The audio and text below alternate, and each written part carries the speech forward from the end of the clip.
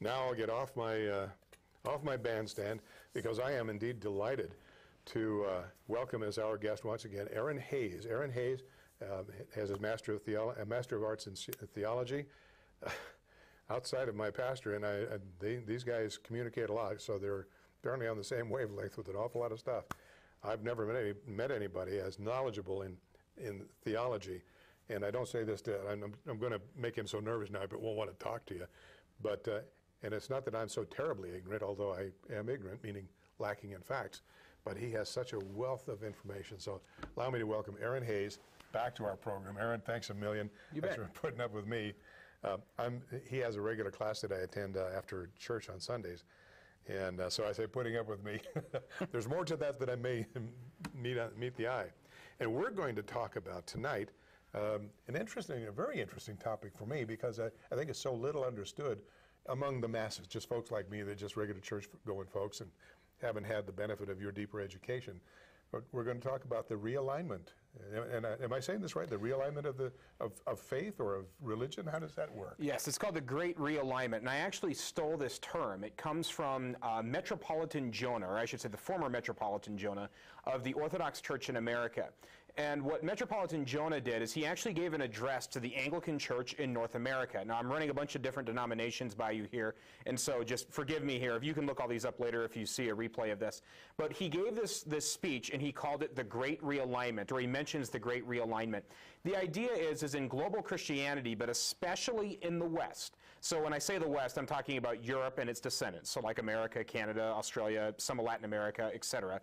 So when this happened, in this great alignment, there's a division in the church. There's a group of people who are trying to be faithful. They are looking at the biblical witness, the patristic witness, the traditions of the church, the normal culture that the church has always possessed for 2,000 years, right, that's been handed down, as opposed to those who are trying to compromise with whatever the world's teaching. So when you say faithful, you mean faithful to the original doctrines and the original ideas of our faith. Right, that it's not like it's just a sign of the times or something like, you know, it was a period of the times, and back in the 300s that was good, but we need to revisit Christianity and reinvent it.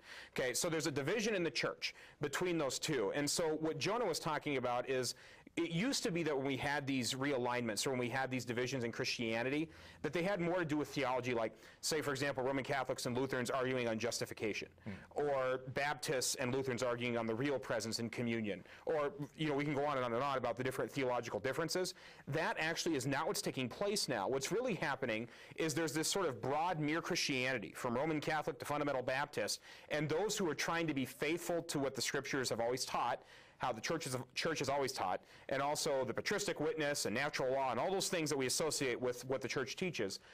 Those groups across denominational lines, across what would generally be separate groups, they're holding to a certain view, and then there's others that are in those traditions also, or at least have the same heritage, that are rejecting that. So the alignment isn't Lutheran, Catholic, Baptist, or something like that. What it is faithful Lutherans and apostatized Lutherans. Is this a recent development, or has this been going on for a while? And that's actually a good segue, because actually you mentioned the non-discrimination ordinance, because what's interesting about that is very, very much part and parcel of what's happened in the worldview in the West, in this shift. So in order to understand why this alignment takes place, why there's faithful Lutherans and liberal Lutherans, or why it's the same thing with Anglicans and Methodists and Presbyterians, we can go on and on and on.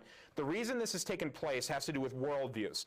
So if you go way back in history, and if you start in the Greco-Roman world, so you're looking at about, say, the time of Christ, and even before, right?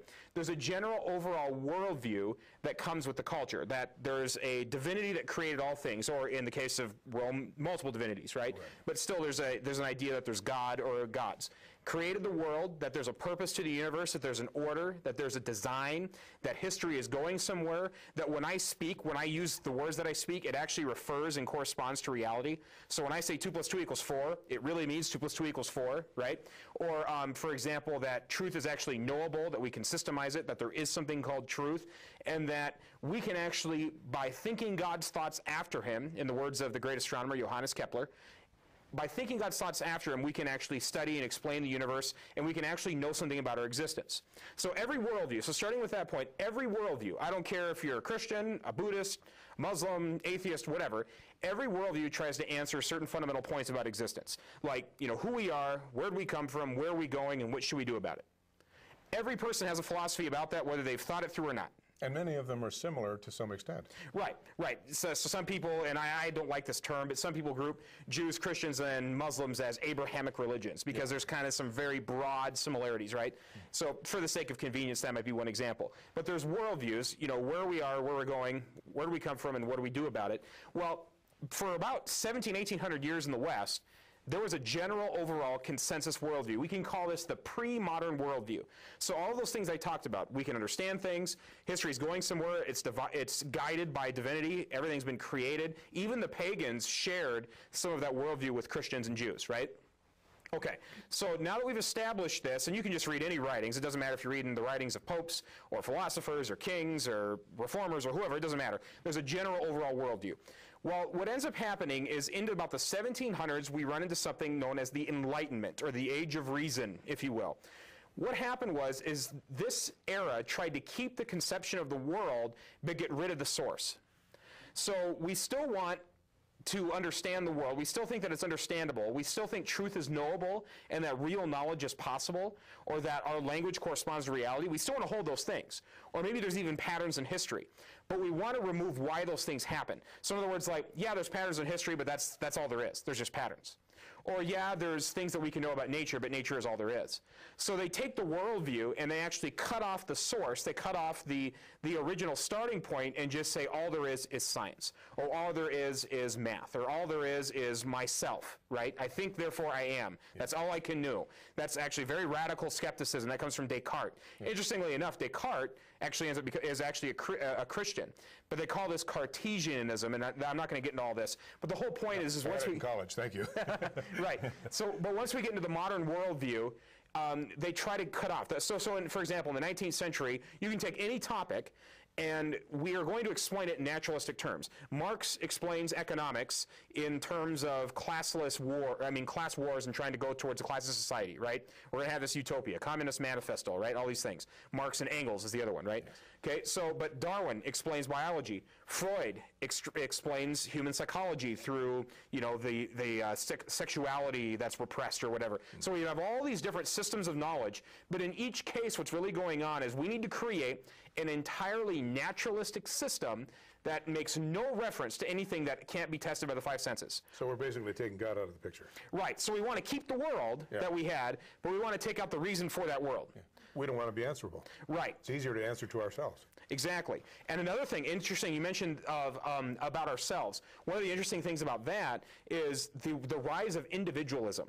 See, before in the pre-modern worldview, there was very, very much this idea of community values, or what affects one affects the whole, right? So like, for example, the concept like marriage. Mm-hmm. In the pre-modern worldview, marriage was part and parcel a foundational unit for society. It doesn't matter if it's Christian, if it was pagan, whatever it is. Well, in the modern worldview that's so individualistic, it's about just my individual feelings or my individual rights without reference to the community at large. So we can take again, the principle changes and feminism becomes possible because you're not answerable to anybody but you and your community, whatever you identify.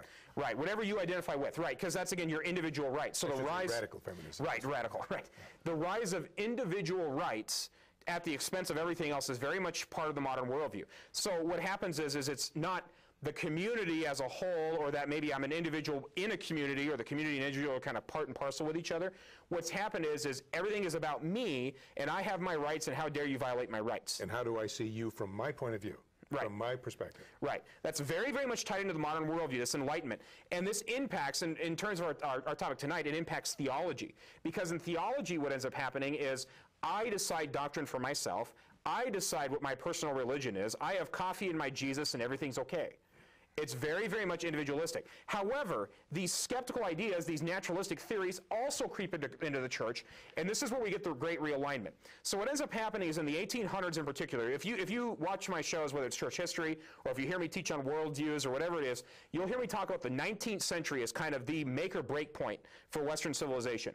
Because not only do these books come out, you know, Marx, Darwin, Freud, those books are coming out, we also have the rise of the great nationalistic movements.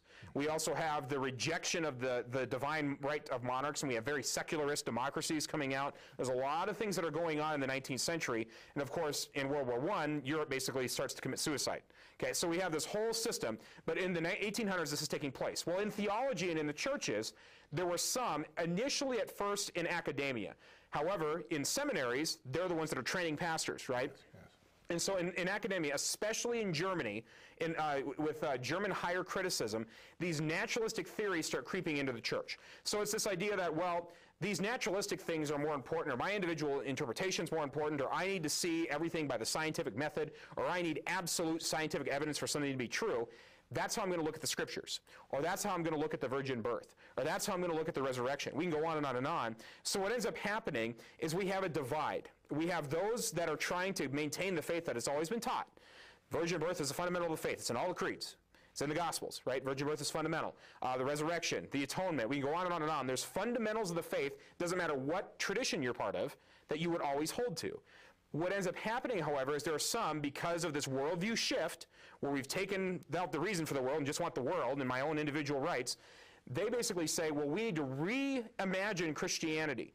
We need to take Christianity and say, well, we've got this new worldview. We need to get with the times, and we need to be progressive, and I'm going to use that term in its real sense here. Its real sense, yeah. Right. We're going to be progressive. We're going to just go with the flow. We're going to change because the world's changing, and we don't want to be left behind. We just need to roll with it, and so we need to compromise on these things. And I'm using the term compromise negatively here, on purpose. Yeah. But the idea is, well, science has proven that we can't have virgin births, therefore the virgin birth isn't true. Or science has proven that people don't come back from the dead, therefore the resurrection isn't true. Science has proved that the Bible is just a product of its times because we've done historical criticism, we've done some sociological studies, and we live in a different era. So the Bible, it's important and it's unique and it can teach us some things, but it doesn't have any authority today. There's an interesting point for me here also, and you kind of touched on it, but I'm going to just kind of flesh it out a little bit. You said the 19th century, and if you look at what happened in the 19th century, and we can start from, say, let's take it as far forward as 1820 to 1920. There was an astonishing amount of scientific achievement in that period of time. 1 century, and we went from everything from pushing boats up the canals to having steam motors, steam engines, and the internal combustion motor, and electricity being used. I mean, they've known about electricity, but now they put it to a purpose, and they could light the city of New York. And right. There were so many things, the Wright brothers flying, and so many things happened in this roughly 100-year span, that man was being distracted because man was making so many scientific achievements that you can see where even a person who was quite innocent and quite sincere in their beliefs could be led astray by somebody who was able to sell the snake oil to them fast enough, but say, right. Well, yeah, but look at this combustion engine. You don't have to walk anymore, therefore, what do you need God's engine or animals for? Use this thing. You know, right. I'm really pushing that out of this. Right. Well, the technological advance, I mean, and one of the things about the modern era that's really frustrating when you study it, now what I would argue is that the initial birth of modernity with, like, say, science and those sort of things that we call modern science actually came from Christians in the church. Oh, that's the irony of it. Right. And so, but what ends up happening is they forget where the roots are. Yes. And so the method itself, yeah, we have results. Nobody questions that. Modern medicine, for example. Yes. I mean, I can't imagine anybody saying I want to go to 1850s cancer treatment as opposed to 2013 cancer treatment. When I was a kid, polio was the problem. Right. Today, polio is almost unknown in this country. Right. So nobody questions that there have been benefits. Yeah. But what the problem is why do those benefits exist, and why can you know anything at all? This is where we get into philosophy a little bit, because what modernity did is it said, it assumed, hence the Descartes, I think, therefore I am, right? It assumed that thought is possible and that rationality is possible, and then just went from there, as opposed to ask, why is that possible? Whereas in the pre-modern worldview, people like Anselm or Augustine, who, by the way, even non-Christians study. If you're a philosopher, you study Augustine and Anselm, because they're so important even just in terms of the history of Western thought. But you study these guys, what they would say is, I believe, therefore I follow things through. I believe, therefore I think, or I believe so that I can understand. They would think that way, and the reason that it's not that they eschewed rationality at all. You read Anselm or Augustine, you want to talk about stuff that's going to make your head spin, right? Yeah. I mean, they're extremely rational, but they started with a presupposition that if God exists and that He's revealed Himself in the person of His Son, or however you want to say that there is a God, that our worldview is going to work out, and because God is a God of order and beauty and all these other things, his universe is going to reflect that, or our minds will be able to reflect and get to a certain knowledge of that. So there was still some balance. Right, there's a balance there, and again, the starting point is that this theistic worldview will give you science. This theistic view. What has happened in the modern world is the science is kept, but they get rid of the reason for the science. So that's the difference. It's not like there's this opposition. See, what happens is in modern historical studies or in the media, they try to portray this as like science versus religion. Well, in reality, Christianity, the Christian worldview, gave birth to science, and then science tried to divorce itself from its previous marriage. That's what's really happened. But anyways, in the church... That's a way of putting it. Right, so in the church, what has happened then is some have tried to go with this divorce while keeping a sort of Christian culture. So they'll say, well, we don't preach the virgin birth. We don't preach, the atonement or the resurrection or, these antiquated moral behaviors. We don't preach those. We just preach a social gospel just to help the poor. Or we preach the gospel of equality, or that everybody is accepted, because that's, Jesus accepted everybody, so therefore we should just go along with the program. Whatever the world thinks needs to be accepted, we'll accept too, because Christ is all about love. And if you don't accept my acceptance, then you're accepted. Right, then you're not accepted, right. Yeah. You're exempted or whatever, right. Yeah. But that's exactly right. So what has happened then is they reduced the gospel to just a social program. They reduced the gospel to this sort of idea that it's just about how whatever the world teaches, I'm going to try to adapt Christianity, to the point where you've got people like Bishop Shelby Spong, who is basically an atheist, but he's still considered an Episcopal bishop, basically saying we need to completely reinvent Christianity. Yeah. Whereas people that are faithful to the Christian tradition say, no, our job is to faithfully receive it and pass it down. And that's a fundamental difference. It's a big difference. Right, in terms of the outlook. But this is why there are certain people that call themselves Christians that are compromising on views such as same-sex marriage, or on things such as the abortion issue, or on even simple things like, what did Christ do on the cross? This is a really good example. I like to go to this. This is a fundamental of the faith. So most Western Christians, we'll take with Western Christianity for now, most Western Christians say that Christ died as a substitutionary sacrifice on the cross, that he died in our place, and that he took on what we deserved. Yeah. It doesn't matter if you're Roman Catholic, Lutheran, Anglican, Baptist, I don't care. Everybody believes in that. He paid for our sins. Right, and the payment metaphor is especially strong in the Protestant tradition. Yeah. In the Catholic tradition, it's a little different, but it's still this idea of substitution. Right. Okay, so he's in our place, and that something happened. Some people use a transaction metaphor, that like he actually made that payment, so that therefore our debt has been paid. Right. That's one way of looking at it. Another part of the atonement that's always been present is the idea that he defeats the devil and sin and death on the cross, right? He defeats those things.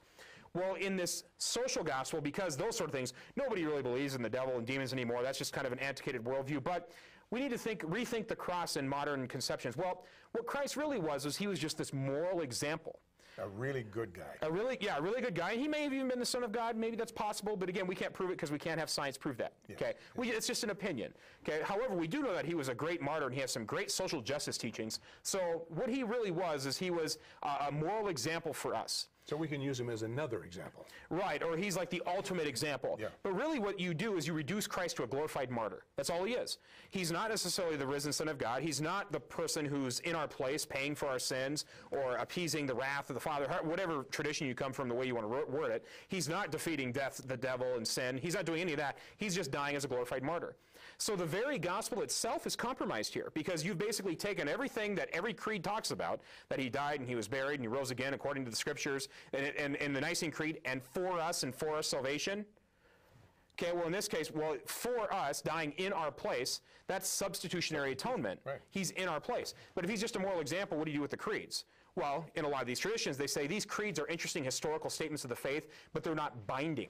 And this is an interesting thing for me as here again, he's forgotten more than I'll ever learn about theology, but one of the things for me is, and I realize I'm a product of my Catholic upbringing and my faith as it is now, but for me, I can't understand how anybody can not accept the idea of original sin. Otherwise, all the rest of the stuff has no purpose at all. Right. Original sin's another good one, because actually there's an ancient heresy in the church called Pelagianism. This is the idea that every person is born with the potential to never sin, or everybody's born with the potential to be perfect. Okay. The problem with this, of course, is one, the scripture reference says otherwise. For all have sinned and fall short. Right. You know, the soul that sins shall die, and we've got all these different scriptures that you can put together. And of course, the church has always condemned Pelagianism, all the way back to Augustine and Jerome, and since then, both in the Western and Eastern churches, Pelagianism always been condemned. But the problem with this is if that's true, that worldview is part and parcel to the social gospel idea. It's this idea that if I just do enough good things, or if I prevent myself from sinning, then, you know, I don't have to worry about the atonement. It's kind of nasty. You know, Christ on the cross, because it's my fault. Yeah. You know, those nails are my fault. Why should I be held to blame? Right. We don't want to talk about that because people are kind of repulsed by that. Let's just talk about feeding the poor. Yeah. And one of the negative things about this is this division. So if you actually Google this, some people in America call this the fundamentalist versus modernist controversy. Some people date it from about the 1880s to the 1920s, but almost every denomination goes through this. And so you see splits, and I'll name names. So for today, and this can be traced all the way back, so they may have had different names back then, but today, for example, confessional conservative Lutherans, the ones that are faithful to the biblical patristic witness, would be like Lutheran Church Missouri Synod, Wisconsin Evangelical Synod, Evangelical Lutheran Synod, et cetera, whereas the more liberal ones that would say we just need to go with the times, or that there's a lot of opinions that are acceptable, would be like the ELCA. Yeah. The Evangelical Lutheran Church in America. Episcopalians. The Episcopal Church that we call the Episcopalians, which is the U.S. branch of the Anglican Communion, they have basically, they're one of the leaders of this modernistic idea coming back to the 20s. They're one of the leaders, which is why they're so far off the map now for most Christians, is because they've left. However, continuing Anglicans, the Anglican Church in North America, which Metropolitan Jonah was talking to a couple of years ago, the Anglican Church in North America, the Reformed Anglican, there's a variety of others, they've actually maintained these things. And so you can go through every group. Presbyterians, you can do the same thing. Baptists, you can do the same thing. In the churches that have a very, very strong hierarchy, like the Roman Catholics and Eastern Orthodox, they officially, in their teachings, are very much still teaching what has always been taught. If you read the Roman Catholic Catechism, or if you read what the Eastern Orthodox put out, it's very, very much just like all the confessional conservative traditionalists. However, in their church, there's a lot of naysayers and a lot of openly seditious people. And so there's a lot of people that are confused, especially at the local parish level in these places. They're saying, well, you know, it's all about justice. Well, who decides what justice is, right, number one, and is justice decided by the society or who God is? Now, is this part of the liberation theology you're talking about? That's another example of this. So liberation theology, remember we talked about Marx in the 1800s? Yes. So basically a Marxist view of history is imposed onto the biblical text and onto church history and onto everything else. And so now we're going to interpret the gospel in terms of class warfare.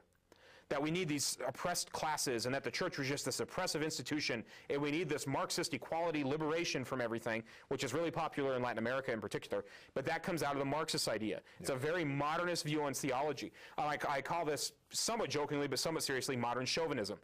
C.S. Lewis called this chronological snobbery. It's this idea that what's new is better, what's later is good, we're progressing, you might as well get on the bandwagon or get out of the way. If you don't, you're dumb, basically. We're smart, you're dumb. You don't understand it, get on it. Right, you're bigoted, you're homophobic, whatever word it is, you're a caveman, you're dark-aged, you know, there's all these different pejorative terms. You're seeing how many labels come up in these conversations. Basically, you can take anything that they disagree with you on and then find the Greek or the Latin word and insert it before the word phobic.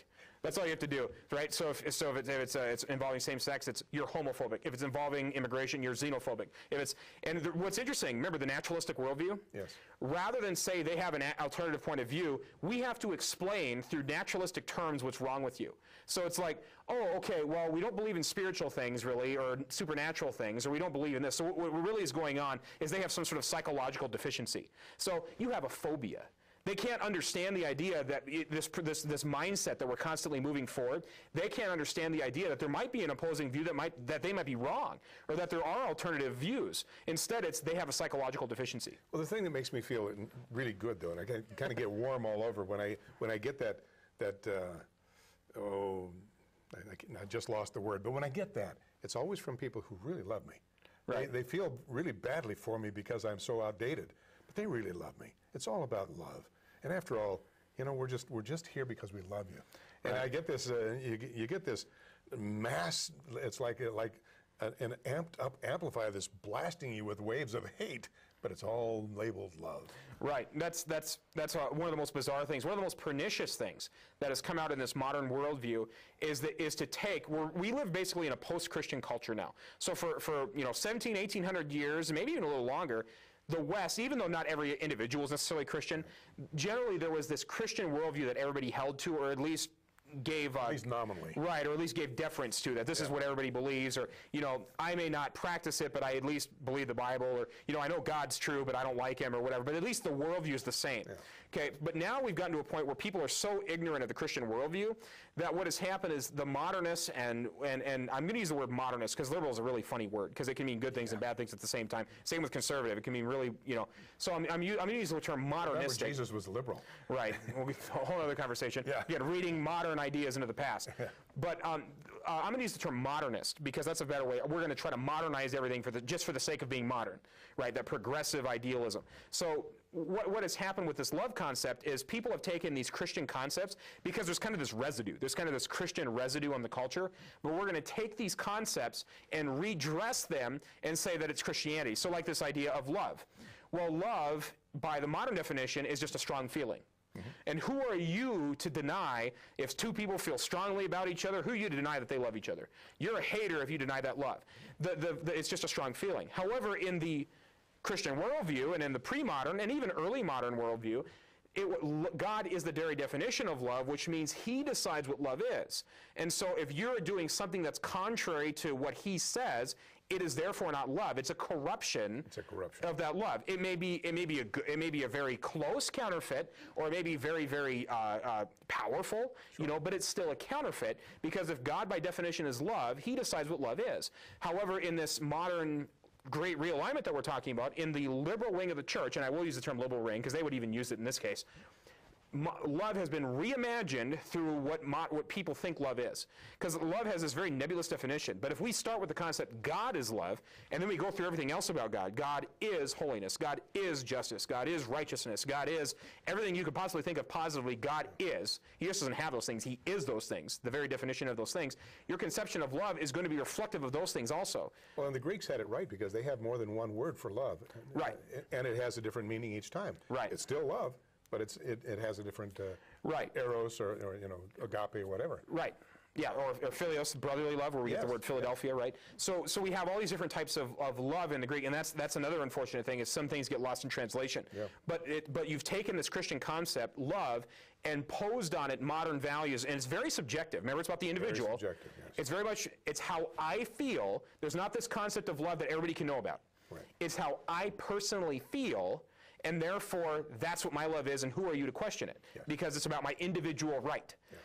However, that's why that's so incompatible with the Christian worldview, because in the Christian worldview, God objectively is love. God is love, and everything that he says, whether it's through his word, through what he's left for us in natural law, all these different things, what he spoke through his church, however way you want to phrase it, God decides what love is. If that's true, what you personally feel about it, while it may be strong to you and your preferences might be strong, in a sense how you feel of it doesn't matter. And it's harsh to say that, and again, they'll say I'm being unloving by saying that, right? Yes. Ironically enough, oh, you're so unloving by saying my love isn't real. Hateful person. Right, but that's not the point. The point is yes, we're all created in the image of God, and we shouldn't be surprised that the world, because we live in a fallen, sinful world, you talk about original sin, that there are counterfeits. And some of those counterfeits are very powerful. They're very, very emotional. Some people may believe in those counterfeits. They may have great, strong, emotional, subjective experiences they may think are absolutely real and are the definition of love itself. But the problem is that's a subjective definition of reality. It's based on the individual, and it's based on feelings, and not based on an objective view of what love is. And it really doesn't make it reality. Right. And so what the Great Realignment churches have done, the liberal churches, or the people that have not been faithful, I call them apostate churches to be really frank sometimes, but what they have done is they've taken that subjective view and said this is what Jesus is about. You know, you mentioned C.S. Lewis a moment ago, and C.S. Lewis, and you've read him, so you know what I'm talking about. There's a great book, and by the way, this book is available on disc by one of the best readers I've ever heard. His name eludes me for the moment. You'll probably remember it. But the book is called The Great Divorce. And in this book, I'm not going to go through the whole thing, but there's one point in the book where a wife who has passed on to her reward is coming back to help her husband to come to where she is. And he's accusing her of having never loved him. And he does this in a very theatrical voice and very melodramatic. And she said, I've always loved you. You know, you never really loved me, but I mean, look at you now. You don't love me now? She said, yes, I do love you. The difference, and this is where C.S. Lewis was such a master at capturing God's essence of love. She said, the difference is, I loved you, but now I live in love. And she's saying it as a state of being. I am living in this complete state of love, meaning God's love. And it's, when I read that, it really wounded me, so to speak. It hit so deep on the purpose of that. It has nothing to do with my personal feelings or my sexual desires or anything. It's a state of being. Right. In the way he described. I'm sorry. Right. No, that's actually great, because God, by definition, is love. He is love. It's a state of being. God is the ultimate existence. God is being itself. I mean, there's nothing. It's Hilary of Poitiers, I believe, a famous church father, says there's nothing more proper to God than to be.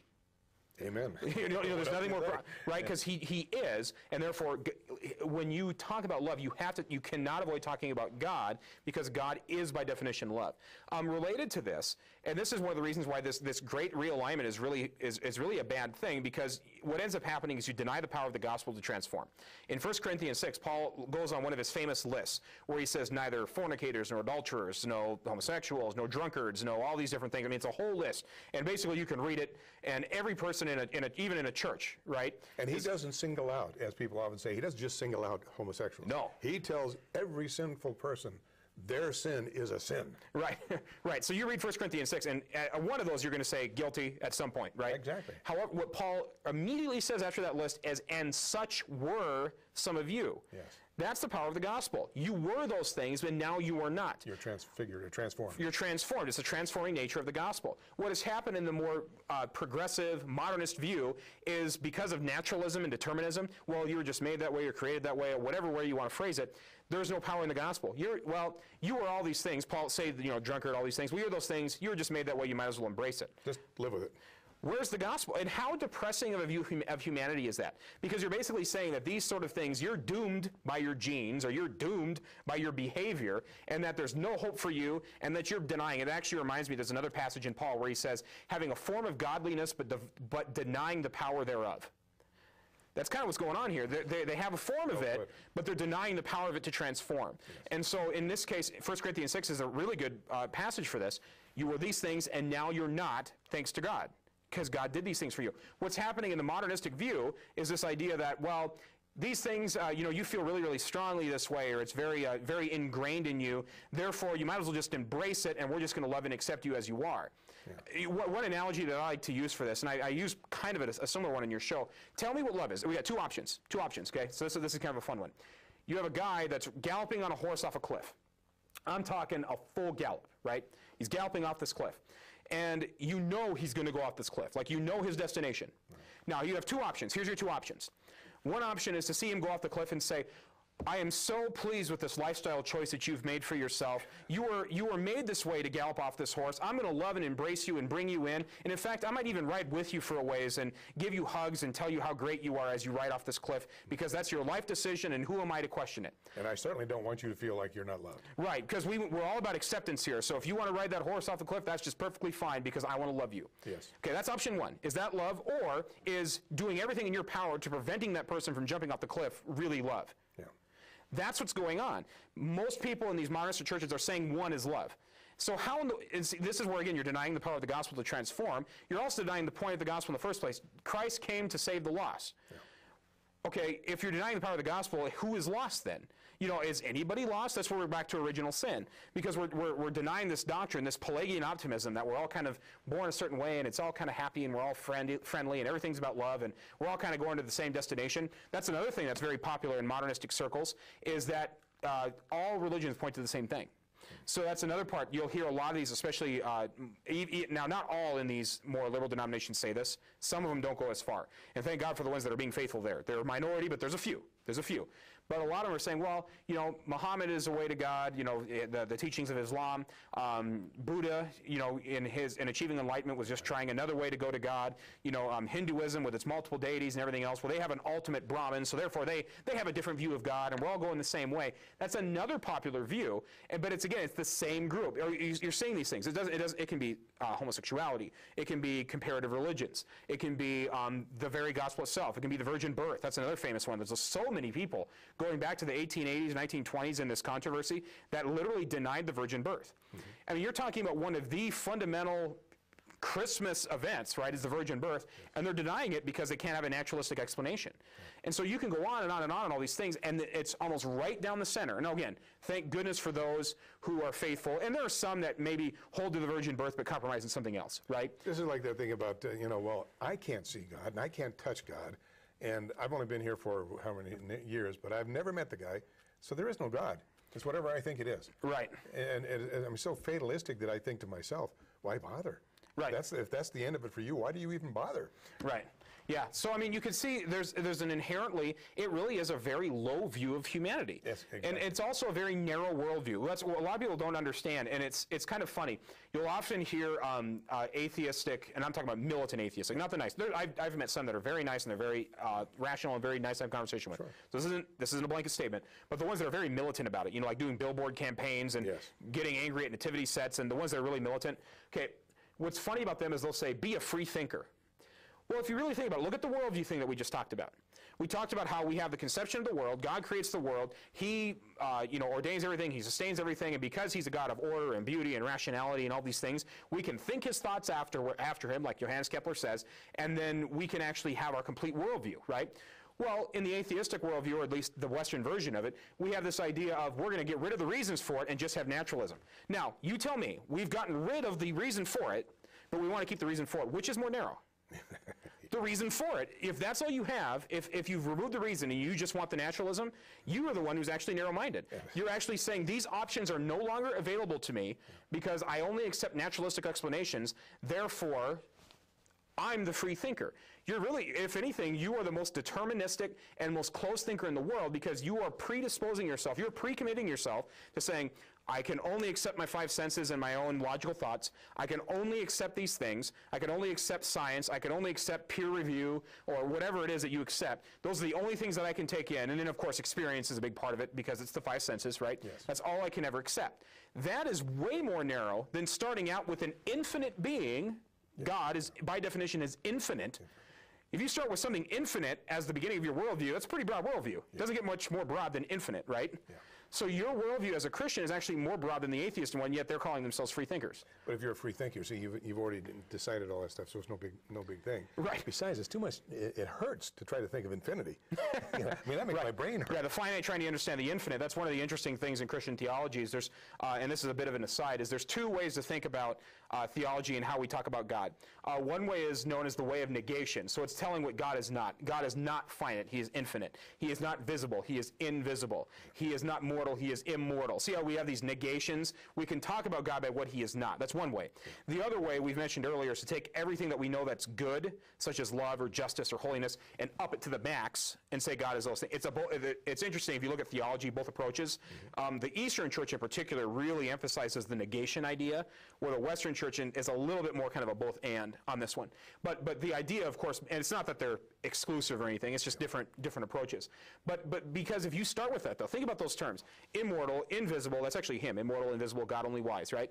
It's a famous hymn, Anglican tradition, some Lutherans use it too. But if you start with that hymn, just even that hymn, think about the worldview that comes from that.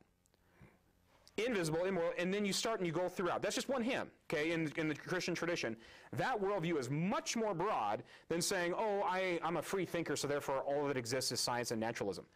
And what has happened is the church has compromised with that, is they said, well, we accept all these findings of what we call modern science. And what they really mean is not science as in a way of getting knowledge. What they really mean is scientism, this idea that science is all there is. That's a philosophical worldview. That's not just being scientific. It's an entire worldview or commitment. Remember who we are, where we're going, who do we come from, what should we do about it, those questions. Scientism tries to answer those. Scientism does. Now, science, in its pure form, what we would call it modern pure form is, I'm going to do this experiment, I'm going to test it, I'm going to do it again, I'm going to send it to somebody else, they're going to do it, they're going to review it. It's all about the 5 senses and testing and analysis. And it can be replicated. Right, replicated. Right. That's what most people think science is. But what has happened is they've taken that and said, we can extrapolate these methods into the past and interpret everything. Or we can take this and say, this is all there is, therefore let's have a natural explanation for everything. So what you've done is you've really reduced God and all of the concepts we're talking about here, and you've just reduced it to a club. Right. We're all part of this club. Right, and if he's there, it's very much a deistic God, kind of a Thomas Jefferson God, where he's kind of out, he's kind of the clockmaker, he winds things up, and then he's really not interesting to us anymore. Yeah. There's either that, or we don't know if he's there because I can't prove it scientifically, which is agnosticism, or just flat-out rejection, anti-theism, atheism, right?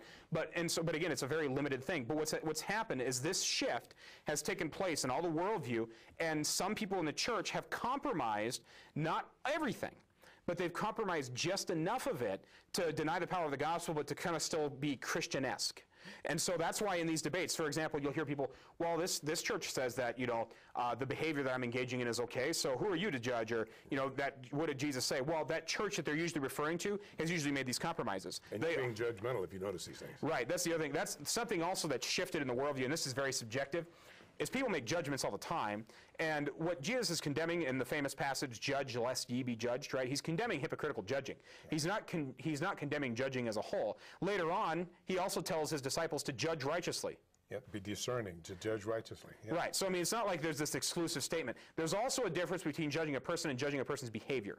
And that's a big thing that's happened. So one of the most deterministic things, because when Paul mentions these things in 1 Corinthians 6, fornicating, adultering, homosexuality, drunkenness, gluttony, he goes on these lists several times in his epistles. But when he goes through these, those are behaviors. Right? Those are behaviors that people are condemned for.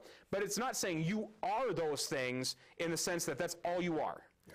But what's happened is people have tried to jump onto their behaviors and claimed onto these and say, this is who I am. My behavior is who I am. And that's, again, it's very fatalistic. I'm defining me. Yeah, and it's subjective. And again, it's very, very fatalistic and deterministic. It's this idea that I am doomed to behave this way because I have this inclination to do this. It could be just stealing things. Who knows what it is? Everybody has their predilections. Everybody does. But to say that your humanity is defined by bad behavior, or abnormal behavior, or you can use whatever term you want to use, and we can use the term sinful behavior, to say that your identity is defined by your sin, and then say, well, this is my identity, and since I feel strongly this way, this must be the way God made me. And you better doggone well accept it. Right, or you're judging. Yes. You see how this shift has taken place. We've taken these concepts, again, Christian-esque. Christ does say, judge lest ye be judged. He says that. Yes. But he also says other things. But because people are ignorant and there's just this kind of Christian residue in the culture, people just accept that because they can justify their behavior. And ignorant, just remembering words have meaning. Ignorant is not pointing a finger at somebody saying you're stupid. It means you're without information. Right. Ignorance is a lack of knowledge. Lack of knowledge. And so when somebody says you're ignorant, that means you have a lack of knowledge in whatever that is. So you're not casting aspersions. No. It's not that somebody's inherently, it just means, everybody has ignorance to a certain extent. Of course. I'm ignorant of mitochondrial DNA.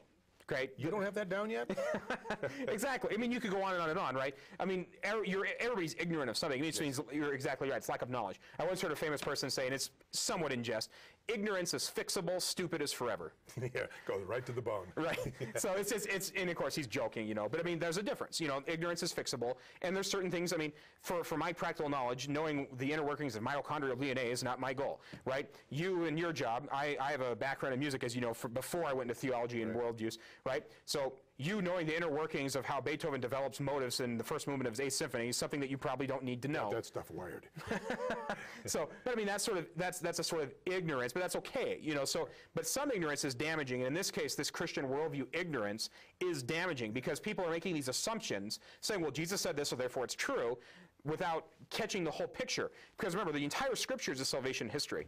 One of the things that I always, and I was ignorant of this until relatively recently, but people always say, Jesus this and Jesus that. Remember when Jesus was on the earth and when he was doing his ministry, he was talking to people who did have knowledge of this, who had a worldview that encompassed all these things that he was dealing with. In my Bible studies today, I was in went into the proverb for today, proverb, 10th month, 10th proverb. And I do this every day because it's just refreshing. I need it. But it's interesting. Now, Solomon predates Jesus by, I don't know, centuries, whatever it is. But the truth is the truth. The reality is reality. Things don't change. And when Jesus was talking to his audience, or when his apostles were talking to their audience, they were talking to people who already had a worldview and understood what was being said. Right. He was putting it in focus. He was bringing it back to its origin, that is God Almighty, God himself. Right.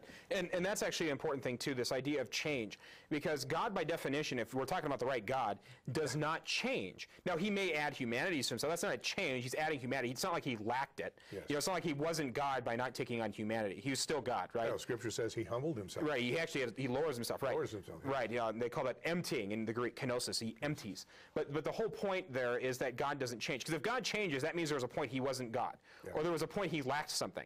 And so this idea that God is changing and his laws change, or that we need to adapt with the times, has a very low view of God. Because you're basically saying that God lacks something. You're saying God is less than God and that he needed to develop with society, with humanity. Think of how laughable this really is. You bring him down to our level. Right. Oh, my. You're basically creating God in your image. You're basically saying that this is what society teaches me. We're progressing, so we need to remake God into what society says, rather than starting with, this is who God is, who is absolute, and then thinking from that. Yeah. So it's completely reversing the equation. You're going the wrong direction, and there are people in the church that are doing this. And that's why this Great Realignment idea is so important, is you're taking this changeable idea and trying to say, well, we're changing with the times, and therefore our view of God needs to change. Maybe we just didn't understand things completely. So you have either God's unknowable and he plays tricks on you. Yeah, he's a capricious God. He's like Loki. He's not the God. Yeah. He's Loki. He's not the God of the Old New Testament. It's the God of the Christian tradition and the Judeo tradition. He's Loki. He plays tricks on you and changes things on you. You're right. He's either that, which is not a God I want to worship. No. I mean, I might be afraid of him, but I don't want to worship him and love that God. Or he's not really God. He's a demigod who changes his opinion. Yeah. And so that's simply a faulty view of God. Same thing with Jesus, because in Christian theology, Jesus is fully God. So he is fully God. He is not just part of God. He's not another God. Right, he is God. He is God. By definition. So, for example, you hear people say, and because you brought it up in the anti-discrimination ordinance, one of the most famous things you always hear, Jesus never talked about homosexuality. How many times have you heard that one? How many times can you count? Yeah. Right, but think, now this is what when I talk to people like this is what I say. Who is Jesus? And they'll say, well, he was, and sometimes you'll get a good answer, like he's fully God. Okay, who inspired the Scriptures? Well, God inspired the Scriptures. Okay, is Jesus fully God? Just, I want to reestablish this. Yes. Sure. So did Jesus inspire the Scriptures? Yes. Is Jesus talking throughout the Bible? Well, yes. So doesn't that mean that Jesus is talking about homosexuality in Leviticus 18 and 22? Doesn't that mean that Jesus is talking about homosexuality in Romans 1? If you deny this, you have a very low view of Jesus, because you have, I'm a red-letter Christian. Well, yes, those are Christ's words, and those are certainly part of Christ's revelation, but it's not just that. Because if you don't think Jesus is talking in the other parts of the Bible, what kind of Jesus do you have? Yeah. You have a very little Jesus. Very narrow. Right, and so in both ways, whether God's changing, you have a little God and a God not worth worshiping, or a little Jesus who only talks in the Gospels and doesn't talk throughout all of Scripture, either way you have a very low and tiny God. Why should I worship that God? And so it's bad theology from the outset, the very conception of who God is. God is, I mean, it doesn't get more basic in theology than that. God is, right? Well, remember when Moses came down from the mountain, he said, well, how am I going to tell them that you told me to say this? And what did God tell him to say? Yeah, I am. It's the burning bush, right? Yeah, I am sent you. Yeah, right. You don't get more definite than that. Right. I am. That's how theology starts. But their definition of I am is faulty. So it's not a shock. If who they believe God is wrong, or faulty or construed, and in some cases it might be honest ignorance. If their view of that is wrong, it's not a surprise that their view of the Scriptures is wrong, that their view of morality is wrong, their view of these other things are wrong. It's just not a shock because it comes with the worldview. Well, we're down to our last 2 minutes, and I love this, and I really hope that you folks out there are enjoying it as much as I am. I hope you're really getting some stuff. We're going to have Aaron back. He's been kind enough to allow me to bring him in several times, but there's so much that we need to touch on. And now with all of this thing with this non-discrimination ordinance, so-called, and the things that are happening now, there's so many things that we need to talk about, and an hour is just not enough time. Can I get you to come back? Yes, absolutely.